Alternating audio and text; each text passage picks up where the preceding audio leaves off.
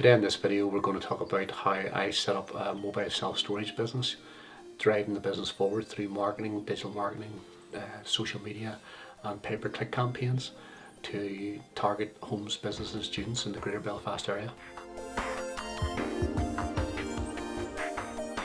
So welcome to Profile 3 TV, and today we're very excited to be joined by Sean O'Connor from GoBox. So Sean, thank you very much for coming in and talking to us today. Thank you. You'd mind telling us a little bit about yourself and your background? I grew up in a family business in Belfast. We were a fuel business, Connor's Fuels. We got increasingly busy through the 80s and 90s, and as the business grew I found myself being dragged into different roles within the business. From the basics of doing the fuel distribution, coal, oil. As oil then grew more rapidly than coal, we became increasingly busier in that part of the business. And throughout the 90s, we just continually invested in the business and grew it organically. And I think just one of the key aspects of the growth was just the fact we did continue to invest in the business and the people and the staff within the business, through particularly in and around the area of IT training. The point that in 1998 we actually achieved, I think we were the first independent company to achieve Investors and People Award in 1998. The business then was acquired as gas came into Northern Ireland. We sold the business at that point, and the business was acquired by Maxwell. I was kept on by Maxwell for a further 10 years, and I worked with them through expanding their IT network and their wide area network throughout the island of Ireland. As they acquired different oil distribution depots, we were bolting it onto our central hub, which was based in Mollusk in Belfast. It was an interesting time, because I also, at that stage, as the internet became more prevalent and people were starting to trade online rather than just have a brochureware website, the company was investing well in their own web infrastructure, and I was able to get involved in digital marketing at that stage. I think people were still a wee bit wary of what the internet was, what it was doing, so it tended to be the IT person within the company that was getting the job of looking after it, and that ended up being myself. So I got into training myself up in digital marketing, went to night classes and have a digital e-marketing degree of some sort in digital marketing, but that led to my whole interest in internet and the whole web processes and the online trading that we were involved in, and we were very successful. We were certainly ahead of the posse in that regard. From then, that business was acquired in 2012 maybe by a larger oil distributor in the island of Ireland, and at that stage a lot of it was my first exposure to company politics within a business, and where I found the people that I felt were working more for themselves and less for the actual greater good of the business and stuff like that. So I looked elsewhere, and I started a job as general manager of a business commercial relocations company, and they were doing different contracts throughout the UK, and I was getting involved in with universities, with councils. I was getting involved with a lot of banking institutions, Citibank, Northern Bank, Ulster Bank in the local area here, and down in Dublin. So there's some very good projects and good project management. Again, it was an agile business, very service orientated, and very operationally focused, and I enjoyed it, learned quite a bit. And I suppose during that time I was always looking out for something else, something I could be doing for myself and something that I could get into for me and my family. And that happened in 2013 whenever I resigned from a role there, and I set up GoBox Self-Storage, which is where I am now. Yes, now we're going to talk about GoBox in a minute, but I'm intrigued, because obviously going through from the oil to the gas, your industry was through like one of the biggest changes and new challenges. And normally we're talking to people about internet coming in and challenging businesses to go online, but actually maybe the internet enabled your business, but the industry was going through a change, the market. How did you find that? I think one of the things that, as I said, at our family business at that time in the 90s, we made sure the IT within the business kept pace with the sales within the business, and it enabled the sales. One had a knock-on effect on the other, but both kept pace. When you talk about agile business, that's my idea of what an agile business is, that it's able to adapt and change and keep pace with the demand. And we had a good system. We had good business partnerships with suppliers, and we were being well treated by them, and working in partnership, continue with them to seeking out improvements. The software package we had was, whilst it was an off-the-shelf package, then became very bespoke, and we were able to develop and make changes. There was things we were able to do to just try and improve. I mean, looking back, small things like at a stage where people used to take a payment over the phone. It was mostly check payments in those days, but as the credit card payments became more prevalent, we realised that our sales staff were getting up and walking over to the wee terminal, sat in the corner of the room and processing the customer's card payment. Going, yes, that payment's gone through now. I pushed hard to get an integration straight into the web order processing system, the sales order processing system, so that staff could process a payment at their terminal there and then. And we had an immediate knock-on in cash flow within the business, and a massive improvement there from that point of view. Sales staff were able to be incentivized to take payment at the point of order instead of allowing a 14-day credit term to kick in. So, and again with the development of web technology and sales order processing, again it was another opportunity for us to stay ahead of our competitors and try and push ahead in that area, because increasingly we were finding ourselves, sometimes competitors were shying away from the new technologies that were coming out, and we were, as much as we could, trying to embrace it and make the right moves and create the right partnerships. We had, as I say, good support from good IT companies in Belfast, who themselves were being dynamic and very forward looking in what they were doing. Amazing. And it worked very well for us. No, it's incredible and amazing to hear, because I remember writing the checks for the yeah. the oil and gas. That's right. Incredible, but to think that you're doing agile tech before agile was a thing. Before it was a thing, we didn't know it was a thing in them days. You just got on with it. You just did. You just it was amazing. So you were really doubling down your investment in tech to streamline your process and also as the business was growing, there was volumes of transactions going through. I mean, in those days we were dealing on a busy winter's day with several 2,000 to 3,000 phone calls on a real peak day, and you were processing through the sales order processing and out and distribution end of things. You were delivering up to 700 orders in any given day on a real peak day. So it was a lot of transactions. Those transactions create a lot of information and data, and luckily I was the person who had access to all that information flow that was going on within the business, so I was able to extract into spreadsheets and look and analyse that data and try and almost, you could justify the changes you were making before you made them, because you could see the impact they were going to have on the business. So just access to data, and I know people talk about big data nowadays. That was big data in 1990, and around that sort of time frame. It was big data for us, and it was exciting times, trying to make those changes and know that you weren't doing things blindly. You were doing things for the right reason at the right time and for the betterment of the business. Incredible. We could all learn a thing or two from that. And still, it's so important. It's amazing how many businesses aren't doing it today as well. But incredible. So tell us about GoBox. So what is GoBox? The most common question I get is how does it work? What does GoBox do? Well, and quite simply, we deliver a mobile self-storage system. Mobile self-storage is where we deliver a trailer, a secure custom-built trailer out to the customer's owned home or business premises. Inside the trailer is a secure storage unit. The storage unit is loaded by the customer at their premises.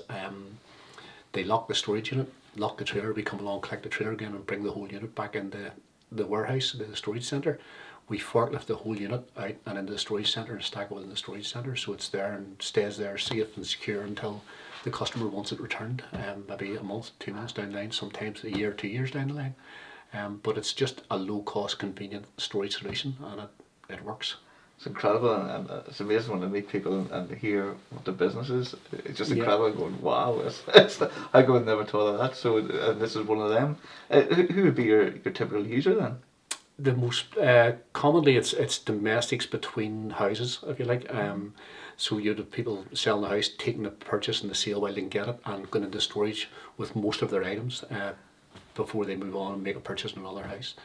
You get people who are renovating their premises who need to get rid of stuff for 3 months maybe at a time out of their house or out of their business premises while renovations going on, and again returning. The other sector would deal with, well, again, just people who are maybe moving abroad or going abroad for on a contract or something like that, who need storage for 2 to 3 years maybe, maybe even just 6 months. The other segment we would push towards would be small business users who are needing back office storage, maybe seasonal storage, and perhaps long term archiving for their files and storage of that nature. And then another segment is the student segment, who would provide collect, store, and return services for. Yes, and I would have been one of your typical clients. I guess we moved away for 11 years, so went down the road. Yes, that's and it. all our belongings that we wanted to keep, personal, the photos and everything, we put them in boxes and then put them into a garage, family garage, and we'd been safe for actually bidding them by the state when we came back. That's right. Not secure, not climatized, got damp, disaster. So where were you? There's a slow deterioration over time, isn't there? Disaster. So that was the wrong way to do. So it's amazing that you've stepped in to fill that gap. So how did you develop the business, or where did the idea come from? I had, as I say, in my last working role, I'd be like as general manager of the relocations firm. I'd just constantly been looking and seeing what I could do or what I thought I could do. And I know there's risk with starting up businesses of any sort. I just felt this was something that I could get up and running as low cost as anybody else. And I had we had a facility. And that I had acquired off my family at the junction of the Clifton and Lantern Road there. It was a good warehouse facility. I was in contact with universities in the area, and I just felt this was a solution that could make good use of a warehouse. I could drive a forklift, I could do the sales and marketing and the digital marketing, I could run the accounts, I could drive a pickup and a trailer and deliver it out to a customer. So I just knew that it was a business that I could get up and running on my own with myself with minimum overheads, and get it off the ground and running. And we've still very low staff numbers, but it's still, I think that was the key to the successful startup, if you like. I also had great support from, I got on board with a program called Entrepreneurial Spark, which was a business startup program that started in Belfast. And I was in the first intake in 2013, I think it was. In 2016. I was in their first intake into Belfast, and they're a very pushy outfit. They look at your business plan. They say, "What have you done? What have you done?" And then they'll meet with you on a fortnightly basis. You're sitting with your mentor. Did you do that? Have you made these actions? Tick, tick, tick. Everything's being ticked off, and they're keeping on pushing you to the pin of your collar to get the work done, to get the business up and running and started. And maybe sometimes the motto of fail, if you're going to fail something, fail quickly and fast and get on with the next thing. So I never got to that stage, but they were very good. One of the things they give you was an awful lot of belief in what your business model was, that it could be successful, and belief in yourself, belief in myself, and just what your own and what your own capabilities were, and that I did have hopefully I think I have had the business acumen enough to get it to where I've got it to anyway so far. Amazing. And what business challenges have you faced along the way? I think like any startup business, finance is number one.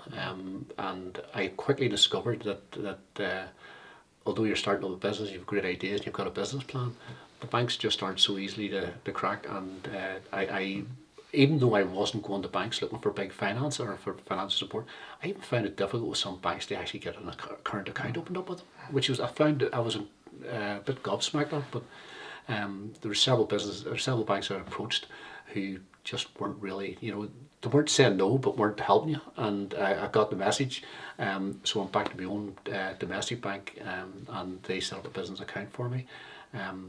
And I've got up and running. I'm still with them. Good online transactions, good online access to what I needed. I put my own investment into the business to get it started, and tried to, as quickly as I could, get the business to start self-financing going forward. So the challenges were also, even whenever you come down to in terms of the risk of the business and trying to get the right insurance company to properly insure you for the risks that you're carrying within the business. was difficult, and getting them to buy in. But increasingly as you get closer and closer to speaking to the right person, once you do get speaking to the right business or the right company, they'll open a door for you and you'll get through. So it's keep on knocking on the doors and pushing doors down. At the sales end of the business, then it became the challenge was, well, how do you communicate a new service out to potential clients who don't even know you exist? And that was really around marketing. We had a high profile on our location, but not everybody driving by our location wanted your service. So you had to have that reach out, and probably number one at that stage was pay-per-click advertising, and people who are searching for your keywords, your self-storage, your storage units, Belfast, whatever it might have been, just trying to fine-tune that and get into the pay-per-click marketing that was going on. Those were the challenges, and trying to also improve your knowledge and understanding of what had emerged around. Without any great knowledge of it, I was found myself having to get to know very quickly social media marketing as well, how you could manage Facebook advertising, how you could manage Instagram, and the benefit of those to the company.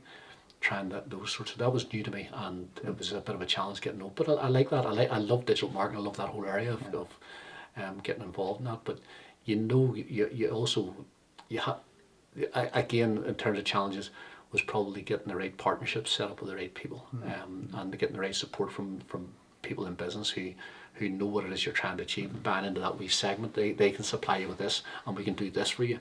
And it's getting that right, and getting the right people on board to do that, and quickly getting rid of the if you like, moving away from the people who can't do what you want, who want to do what they want to do rather than what you want them to do, and what they can do for you in your business going forward. So there was a lot of challenges around that whole startup area, and it doesn't really change. Those challenges are still there and still ongoing, and you're still trying to educate yourself and be the best you can be in digital marketing, be the best you can be in terms of keeping the finances right within the business, and keep pushing the sales angle, and bringing on board good regular paying customers. Yeah, very good.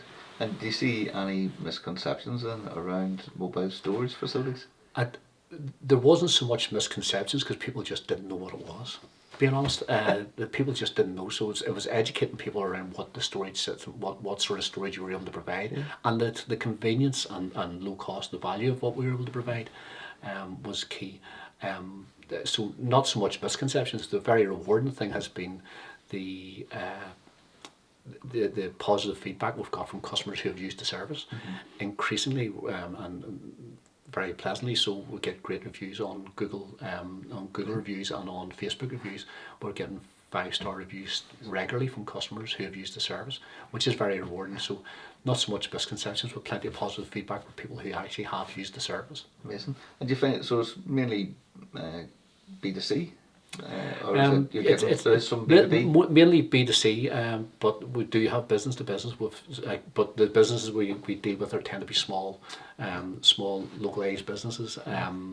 But that's perfectly fine. You have to start off and grow from a good solid base. Oh, for sure. And you'd mind, so just so I guess everyone can visualise, and of course they go and check out your website. But so what's the process to go on your website? The most, from a domestic point of view, the most commonly they would go on your website and find you through Google, but they will then give you a phone call. Domestic customers like to speak to somebody too, and that's what I see that as being an opportunity, because that's when you really get a chance to sell your business. You can have a nice looking brochure or a website, and everything looks fine and dandy, but if you can't talk and be and talk and bring somebody around and sell them the concept over the phone. It's also what I realise is trust is number one. It doesn't matter what price you're charging a customer. It doesn't matter how fancy or how great quality the system is. If the customer doesn't trust you as a person to store their stuff for them, they'll not let you, and they'll not buy. So the challenge is to get the customer's trust and make sure that they're buying in. So yes, initially the start point is the website, as I find for most situations. From the domestic point of view, most of the seal the deal transactions seem to be over the phone. Following on from that, Students tend to order exclusively online and don't have so many queries or questions. And commercials will always deal with you again, but most of them you find whenever you spoke to them have been on your website at some point. So you still can't be, you still have to see and put all the energy and effort into that initial point of contact, because that's where your website. Your website will be that initial point of contact with your customers very often. No, for sure. And then so you've talked to them and they've placed an order, and then a mobile unit, depending on their size, required. So we take an order. We process the order through our account system, just Sage Accounts, and we have that interfaced into our credit card processing system. So we're able to send them out an invoice, book an invoice with our terms and conditions, with our insurance cover note. The customer would receive that via email, and we'd click on the button, process their payment, and that to us is then a confirmed order. So up to that point it's just a booking, an unconfirmed booking, but after that it becomes a confirmed order. We have them in the schedule then for typically a morning during the week. So the customer would pick their day. We would drop off a storage trailer and a nice clean fresh unit to them on by 10 a.m. in the morning, for example.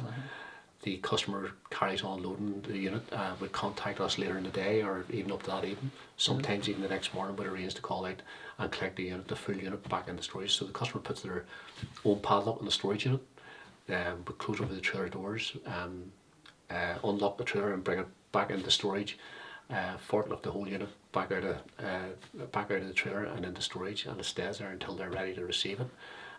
Again, it's just a case of giving us a ring and arranging the time, so we've got time to get it delivered back. So it's that convenience where instead of a customer having to bring it to a storage centre and have to load and bring it back into another storage unit. Get a van.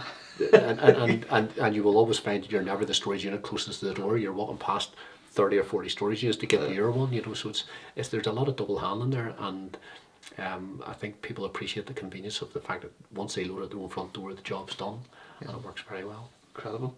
Amazing. Sounds very easy. And you load it yourself, so you know where everything is. I having worked in the relocations industry for a while, I know and I've seen plenty of poor handling, and you cringe at some of the stuff that goes on. So having that opportunity to load your own storage unit and make sure everything's safe and secure within your own unit is quite appealing to a lot of customers. Excellent. And I know you mentioned students are a customer as well, so a very interesting market, and we're all trying to see how things are changing in university. So you find that students then will pack their stuff away for summers? Yeah, particularly there's been a lot of growth of international students in Queen's, in Queen's University in particular, also Ulster University. And Ulster University will increasingly target that more as they move into their new campus in Belfast. I've been doing work with universities on the previous job role, and I could see that growth of residencies, student residencies in inner city Belfast, and particularly in the inner city North Belfast. And our depot was in inner city North Belfast as well, so it was a good location to start getting into that student market. It was one of the areas that I targeted from the very earliest stages of the business. The student service offering we provide is quite simply, it's a collect, store, return. Students, international students in particular, don't have the wherewithal to get stuff to and from storage, so they rely on a service like that to provide storage. They need the storage in the summer months because they're either flying home or they're going on a world tour, to wherever, and they're coming back at the end of the summer back to the same university. So those 4 or 5 months during the summer months is when they require the service. So typically we provide a package of boxes. They fill them, we come out, we collect them, along with maybe a luggage item or a bicycle or whatever else they may need to store. We'll bring it into storage. They'll get an email from us telling us how to contact us again to retrieve the stuff. They contact us at the end of the summer saying, please return my stuff to this new address at this location, and we deliver it out on that day. So again, it's convenience and it's value, is what clinches the deal. But also it's having the buy-in from our university partners in that area.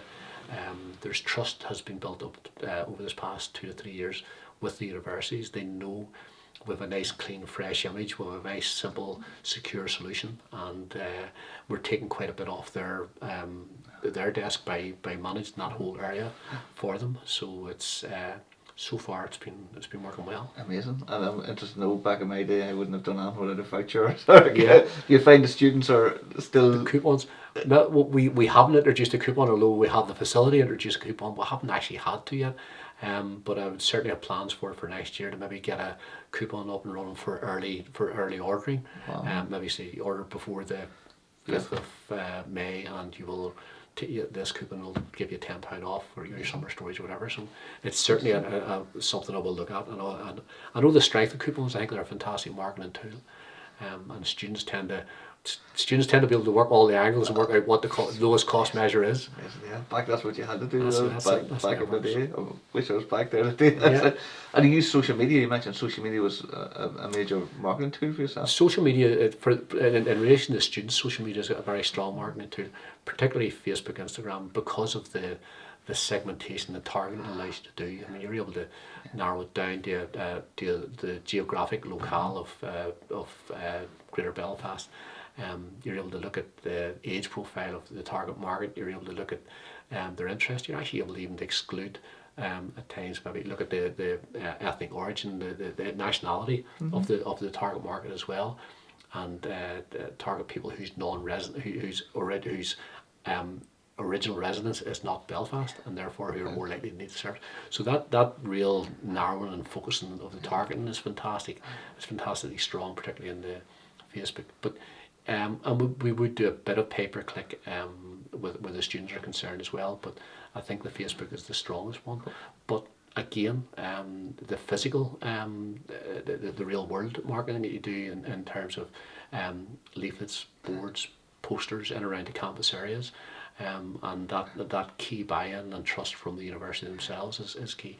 The universities like to know that they're dealing with a company that has a high brand profile on the site, that they can see their staff operatives on site clearly branded, marketed. Their vehicles are clearly branded and marketed. Yes. That all ties in. That all works in your favour when dealing with universities. Totally. And that it again builds up trust with the university, builds up trust with the student market. Incredible. It's very interesting. Again, you're marrying online and offline together to have the maximum impact. They both, and where that's concerned, you might think, oh, you can target students all day long through digital marketing. It does take a wee bit of both, and people see the visual impact of some of the posters and banners and leaflets and all those wee physical things that are about the university at the right time of the year, just whenever they're starting to think about it. Very good, amazing.